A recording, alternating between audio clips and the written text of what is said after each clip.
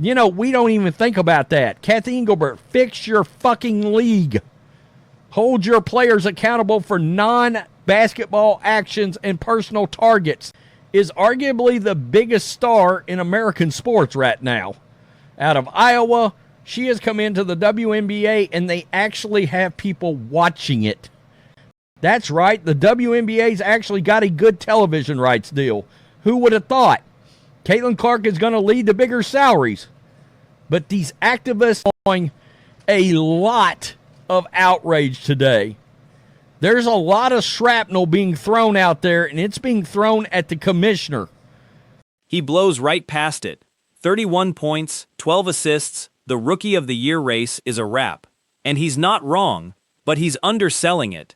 Because that wasn't just a good night. That was the first 30-point, 12-assist game in the history of this league. Nobody had ever done it. Not Diana Taurasi, not Sue Bird, not Cynthia Cooper. A rookie did it in Chicago on a Friday night in August. And here's what I can't get past. The single hardest hit she took all season came in the fourth quarter of the game, where she rewrote the record book. That's the whole story of her rookie year compressed into 40 minutes. She makes history, and she gets put on the floor for it. So let's talk about what the league actually did about that. This is not that long ago. This is the Kennedy Carter, Caitlin Clark, you bitch game, where she assaults Caitlin Clark on the court. That's Kennedy Carter. That was Caitlin Clark. She'll run up behind her.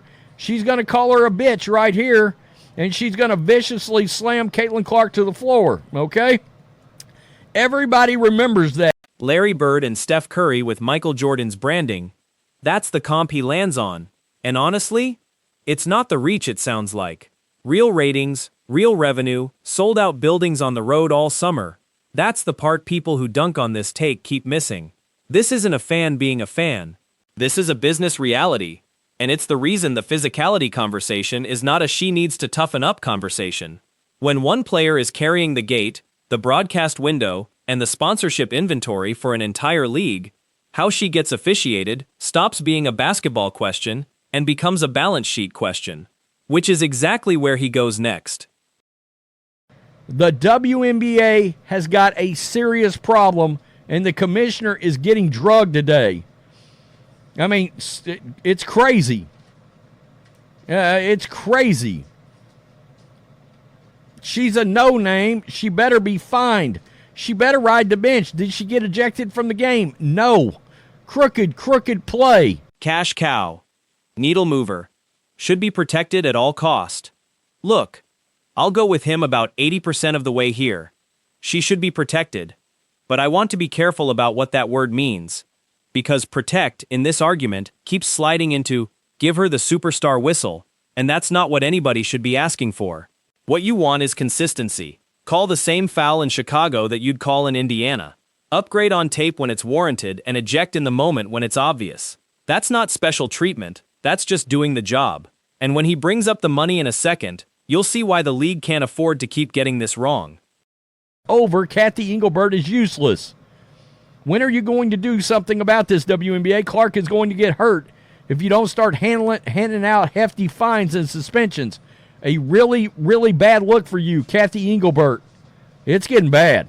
It's getting bad. Kathy Engelbert, you must do something about this. This chick committed 3 fouls on Clark within a minute. They were obvious. There it is. $2.2 billion. He says it fast and moves on, and I want to stop right there, because that number is the entire argument. The WNBA just signed the richest media deal in its history, and a huge chunk of the reason that deal exists is one 22-year-old guard from Iowa. That's leverage the league has never had, and every hard foul that gets a shrug from the league office is an uninsured bet placed against that number. You don't have to believe anybody is out to get her to see that. You just have to be able to do math. Now, is this actually a new problem, or has this been building all season? Watch. Towards the end of that game. By the way, Caitlin Clark absolutely cooked the Sky. 31 points, 12 assists, and the Rookie of the Year race is a wrap. It's over. There's no more arguments for it. Now, Caitlin Clark, if you have not been following this, is arguably the biggest star in American sports right now. out of Iowa. She has come into the WNBA, and they actually have people watching it. And this is the part I think gets lost in all the noise. Chennedy Carter, Chicago. Everybody knows that one. But then he goes straight to Skylar Diggins-Smith. And Seattle. Forearm. Different team, different city, different night. That matters. Because the story people want to tell is that this is one franchise with a grudge, and the tape says it's broader than that. Ari McDonald and the Sparks got flagged for it too. When the same thing keeps happening across 4 or 5 different rosters, that's not a rivalry. That's a league-wide read that this is how you guard her, and nobody with a whistle is going to make you stop. That's an officiating failure. Full stop. Which brings us to Friday. I mean, I don't know at what point they do something. Caitlin Clark is the cash cow in this league. She is the needle mover. She should be protected at all costs, but the commissioner is an idiot. The commissioner, Kathy Engelbert, is putting her greatest asset on the line. They just signed a $2.2 billion media contract. That's right. All right, I have to check him here. Nobody's heard of Diamond DeShields. Come on. Number 3 overall pick. WNBA All-Star. Won a title with this same Chicago franchise in 2021. You can criticize the foul without pretending the player doesn't exist. And I'd argue that's actually where a lot of this coverage goes off the rails. The second you make it about who somebody is instead of what they did, you've stopped talking basketball. The play is the story. It's a bad play. It doesn't need help. Let's just watch it. A lot of outrage today. There's a lot of shrapnel being thrown out there, and it's being thrown at the commissioner. I mean, seriously, what are we doing here? I mean, look at this right there. What is going on in this league? And I'm going to be honest. You've had multiple Here's the sequence. Clark's out in transition. DeShields comes across, shoulder into her back, and Clark goes to the floor hard. Officials called it, the league reviewed it, and it got upgraded to a flagrant one. That's the correct call, and I'd defend it all day. What I won't do is what he does next. The help up. He reads it as fake, as smug. I don't know that. Neither does he. Neither does anyone watching a 5-second clip on a phone. And I'd rather argue the thing we can actually see, which is a defender initiating body contact on a player already in full stride with no play on the ball. That's the violation. You don't need a motive to call it what it is. But the fan reaction went somewhere else entirely. I mean, honestly, smiling from ear to ear after a blatant assault sure was accidental. It's not good. WNBA is getting crushed right now. Right now. People are calling out the commissioner because they're like, what are you going to do? The commissioner... Shrapnel being thrown at the commissioner. Fine, that's actually the right direction to throw it. Because here's the thing everybody misses when they're screaming at a player. The player isn't the one who sets the standard. The league office is.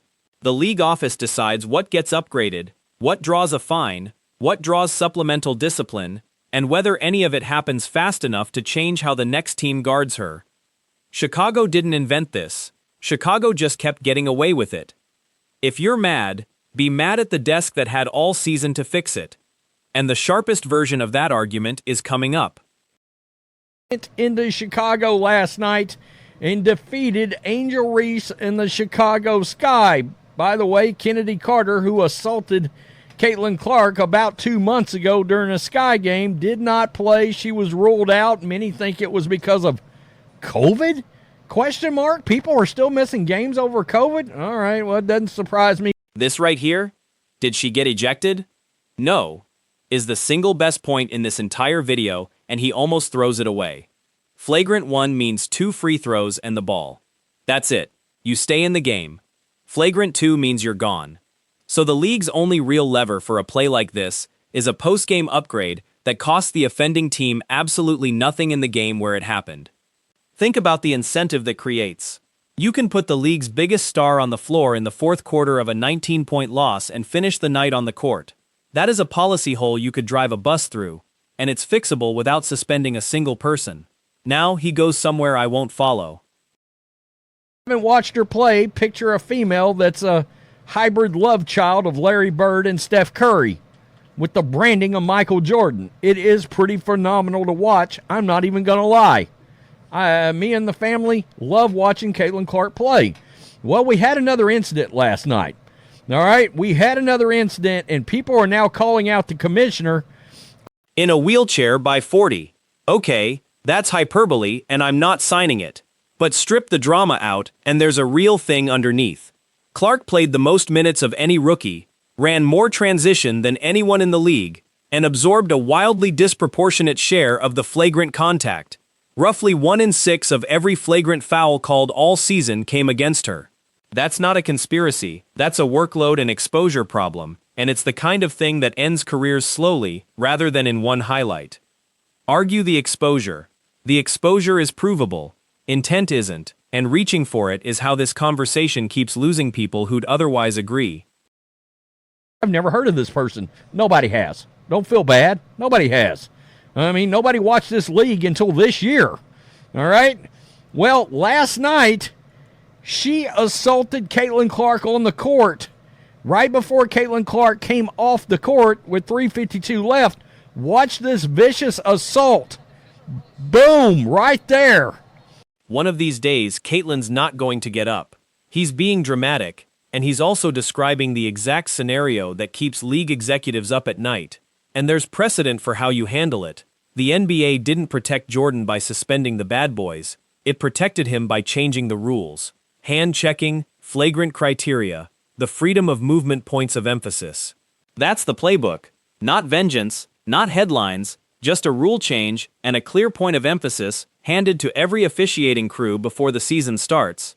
His criticism of Kathy Engelbert is blunt as hell, but "you had all year and you issued a fine" is a fair thing to put on a commissioner, and then the comment section takes over. They feel all these hard fouls against her are on purpose. They are on purpose, seriously. You know, this is not an accident. The fact that she acted like she didn't see her is ridiculous. That was not accidental. It was clearly a frustration foul. I think it was more than that. That was intentional. Do that in a pickup game and you will start a fight. People are pissed. Yeah, they are. And I want to close on this because it's the part of the story that got buried. That anger didn't go to the league office where it belonged. It went to a player's phone, and it got vile. People showing up in her mentions to tell her the spinal tumor she had removed in 2020 should have finished the job. That's not fandom. That's not even sports. And it's worth saying out loud, because it's the thing that made a legitimate officiating argument almost impossible to have in public. So here's where I land. The foul was bad, the flagrant was right, the discipline was toothless, and the league office has had a year of warnings. Aim at the desk, not the phone. All right, black and white sports supporters, let's talk about the WNBA, more specifically one Caitlin Clark. Caitlin Clark went into Chicago last night and defeated Angel Reese in the Chicago Sky. By the way, Kennedy Carter, who assaulted Caitlin Clark about 2 months ago during a Sky game, did not play. She was ruled